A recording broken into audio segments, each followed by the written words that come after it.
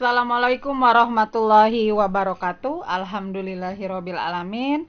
Hari ini kita berjumpa lagi dalam kegiatan belajar melalui video pembelajaran. Sebelum kita mulai belajar, jangan lupa subscribe channelnya, like, share, dan komen. Baiklah, kali ini kita akan belajar tentang pasar dalam perekonomian. Materi ekonomi kelas 10. Langsung saja kita lihat apa itu pasar. Pasar adalah tempat bertemunya pembeli dan penjual. Dalam ilmu ekonomi sendiri, pengertian pasar adalah segala sesuatu yang memungkinkan terjadinya permintaan dan penawaran pada tempat dan waktu tertentu. Itu pasar. Kemudian kita lihat syarat-syarat terbentuknya pasar. Ada apa saja? Yang pertama, adanya penjual. Yang kedua, adanya pembeli. Yang ketiga, adanya barang atau jasa yang diperjualbelikan. Dan yang keempat, terjadinya kesepakatan antara penjual dan pembeli. Itu syarat-syarat pasar. Selanjutnya kita lihat peran pasar dalam perekonomian.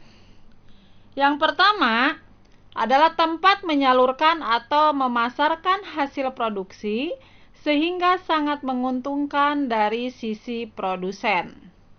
Kemudian yang kedua, dari sisi konsumen, pasar sebagai media untuk memperoleh barang dan jasa dalam rangka memenuhi kebutuhan hidup. Yang ketiga, pasar mampu menyerap tenaga kerja sehingga mengurangi jumlah pengangguran. Itu peran pasar dalam perekonomian. Selanjutnya kita lihat fungsi pasar itu sendiri dibagi menjadi 3. Yang pertama, fungsi distribusi. Dalam kegiatan distribusi, pasar berfungsi mendekatkan jarak antara konsumen dengan produsen dalam melaksanakan transaksi.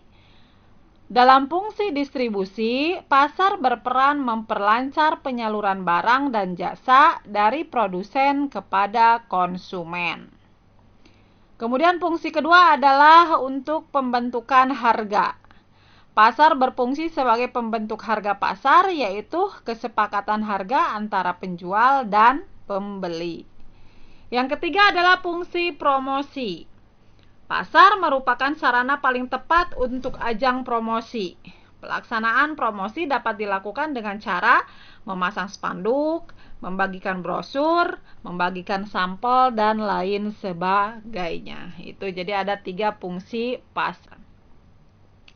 Sekarang kita lihat bentuk-bentuk pasar itu ada apa saja sih? Yang pertama, pasar menurut pelayanan dan kelengkapannya, yaitu ada pasar tradisional. Pasar tradisional, pembeli dilayani langsung oleh penjual, sehingga dimungkinkan masih terjadi tawar-menawar. Contohnya pasar Beringharjo di Jogja, pasar Johar di Semarang, pasar 16 di Palembang, pasar Tanah Abang di Jakarta, dan sebagainya. Kemudian yang kedua ada pasar modern. Dalam pasar modern, pelayanan dilakukan secara mandiri dan dilayani oleh pramuniaga. Biasanya di supermarket, ya kan, di swalayan dan sebagainya. Itu pasar menurut pelayanan dan kelengkapannya. Selanjutnya kita lihat pasar menurut bentuk kegiatannya. Dibagi menjadi 2. Ada pasar konkret atau real dan pasar abstrak. Pasar konkret adalah pasar di mana penjual dan pembeli bertemu langsung dan barang yang diperjualbelikan benar-benar ada. Ciri-cirinya adalah berupa transaksinya dilakukan secara tunai, barang dapat langsung dibawa, kemudian barang yang diperjualbelikan benar-benar ada, dan penjual pembeli bertemu secara langsung. Itu pasar konkret atau real. Yang kedua adalah pasar abstrak. Pasar abstrak adalah pasar di mana penjual dan pembeli tidak bertemu secara langsung dan barang yang diperjualbelikan tidak tersedia secara langsung. Ciri-cirinya, transaksi berlandaskan rasa percaya, kemudian penjual pembeli berada di tempat yang berbeda, barang yang diperjualbelikan tidak tersedia. Hanya contohnya saja. Sekarang banyak marak pasar online ya. Itu bisa masuk ke dalam pasar abstrak. Lanjut, kita lihat menurut waktu pelaksanaannya, pasar dibagi menjadi 4. Ada pasar harian, yaitu pasar yang penyelenggaraannya setiap hari. Kemudian pasar mingguan, pasar yang penyelenggaraannya setiap seminggu sekali. Yang ketiga pasar bulanan, yaitu pasar yang penyelenggaraannya sebulan sekali.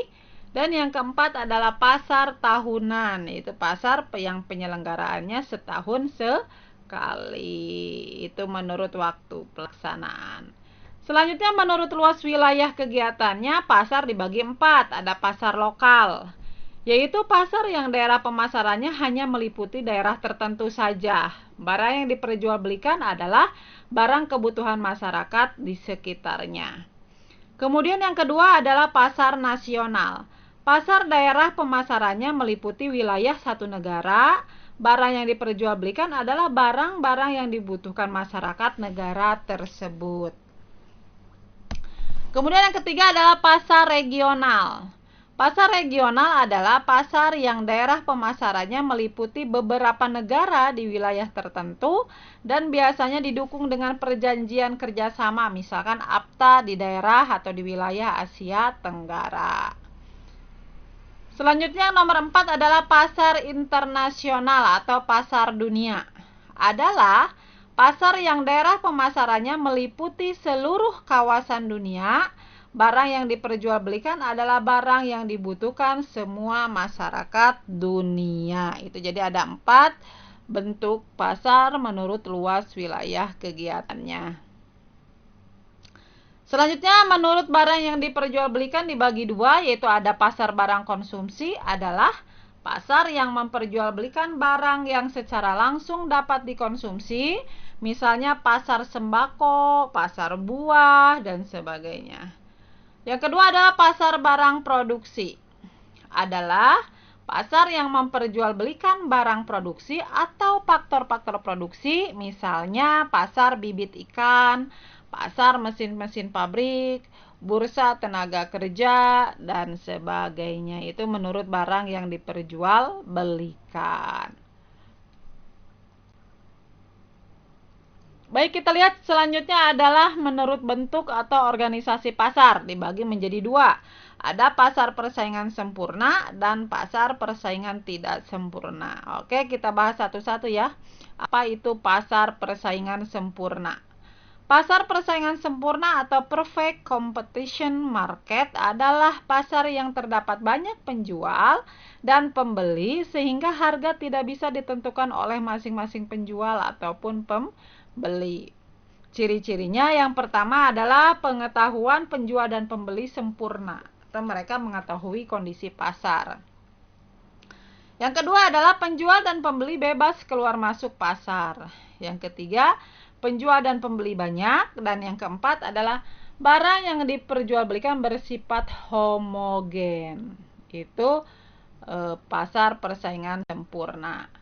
Selanjutnya adalah pasar persaingan tidak sempurna atau imperfect competition market adalah pasar di mana jumlah pembeli lebih banyak daripada jumlah penjual.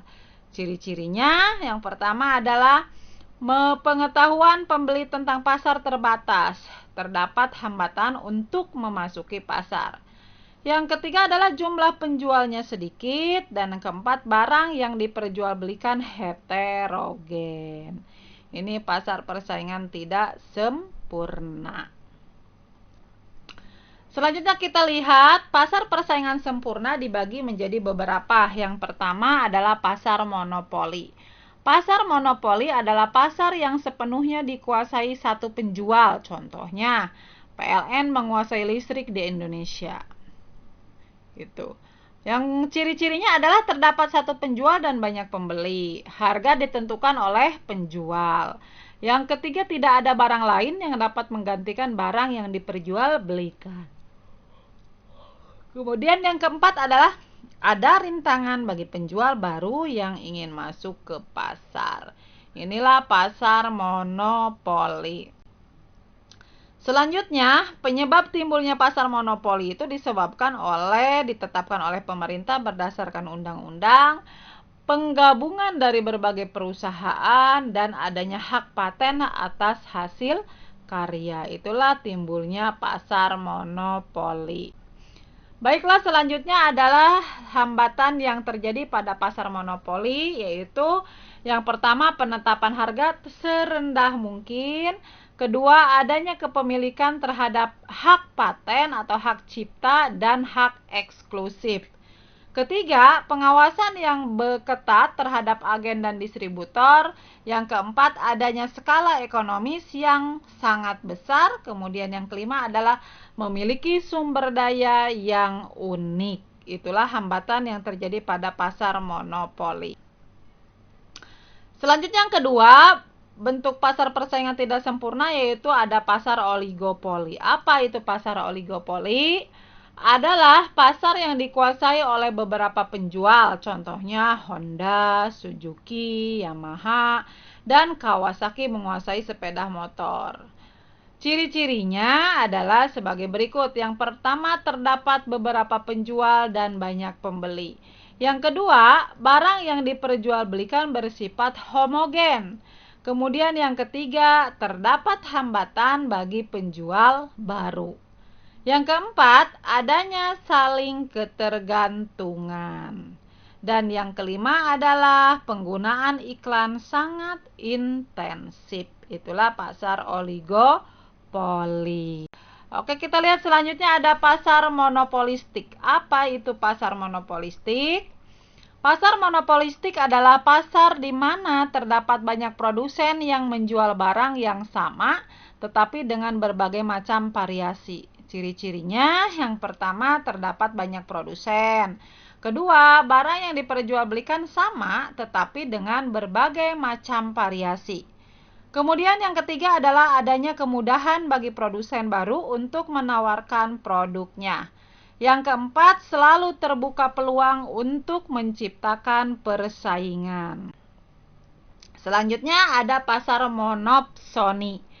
Pasar monopsoni adalah pasar di mana terdapat banyak penjual tetapi pembelinya hanya satu, kebalikan dari monopoli.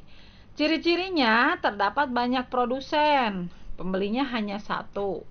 Ketiga, para produsen bersaing keras untuk memberikan pelayanan dan harga serendah mungkin. Itulah pasar monopsoni.